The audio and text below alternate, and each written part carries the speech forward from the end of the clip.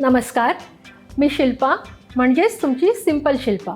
रुचकर मेजवानीमध्ये आपल्या सगळ्यांचं पुन्हा एकदा खूप खूप स्वागत आहे. आज मी तुम्हाला दाखवणार आहे अशी एक रेसिपी की जी घरात असलेल्या इन्ग्रेडियंट्सपासून आपण बनवू शकतो, शाही अंडी. कारण सिंपल है तो सही है. गॅस ऑन करूया. 3 ते 4 टेबलस्पून आपण तेल घेणार आहोत. आता कांदा घालूया.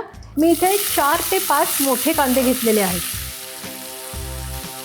कांद्यामध्ये आता आपण मीठ घालूया.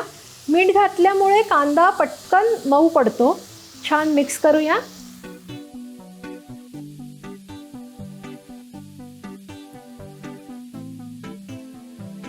कांदा आता आपला होत आलाय.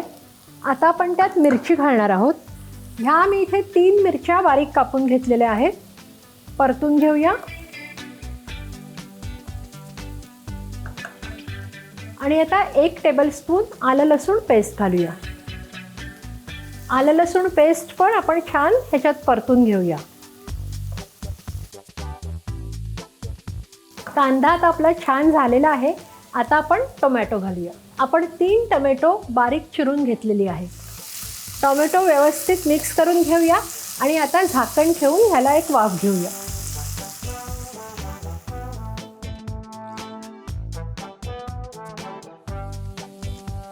कांदा आणि टोमॅटो छान परतून झाले. बाजूनी तेल सुटलेलं आहे. आता आपण काय करूया, एक एक करून सगळे मसाले ॲड करूया.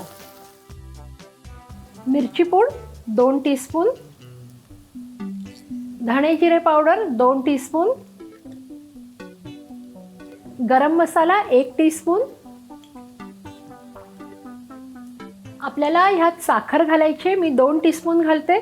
जर आपल्याला आवडत नसेल तर थोडी कमी घाला, पण ह्यात साखर मात्र जाणार आहे, कारण ही ग्रेव्ही जी आहे ती थोडीशी गोडसर असते. आता हे सगळं छान मिक्स करून घेऊया.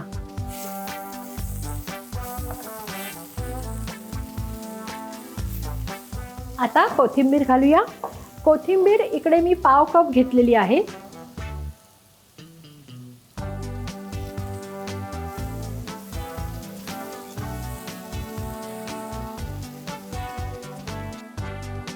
आता 2 टीस्पून एवढ्या मनुका घालूया आणि 1 टेबलस्पून काजूचे तुकडे. मिक्स करून घेऊया. आता थोडंसं पाणी घालायचं आहे, अगदी 2-3 चमचे. मिक्स करून घेऊया. आपली ग्रेव्ही छान झालेली आहे. आता आपण ह्याच्यात 2 टेबलस्पून एवढं फ्रेश क्रीम घालणार आहोत. हे क्रीम आपल्याला विकतसुद्धा मिळतं, पण आपलं जे घरी दूध असतं त्याच्यावर येणारी जी साय असते ती फेटून आपण ह्याच्यात घालू शकतो. क्रीम घालून झालेलं आहे. आता गॅस बारीक करून आपण अगदी 2 ते 3 मिनटं शिजवून घेणार आहोत. इथे 4 अंडी मी उकडून घेतलेली आहेत. ती 2 भागात कट करून घेतलेली आहेत. आता ही अंडी आपण ग्रेव्हीत घालणार आहोत.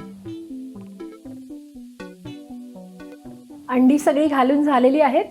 आता ह्यावर आपण चीज घालणार आहोत. मी चीज किसून घेतलेलं आहे.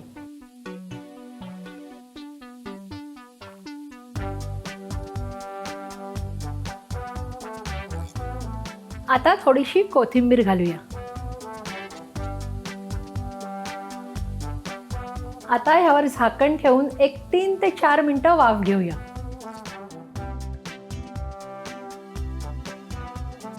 गॅस बंद करूया आणि आता उघडून बघूया.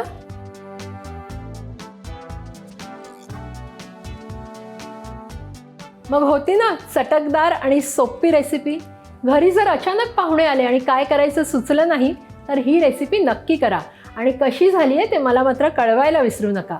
तर अशा छान छान चटकदार सोप्या रेसिपींसाठी पाहत रहा रुचकर मेजवानी.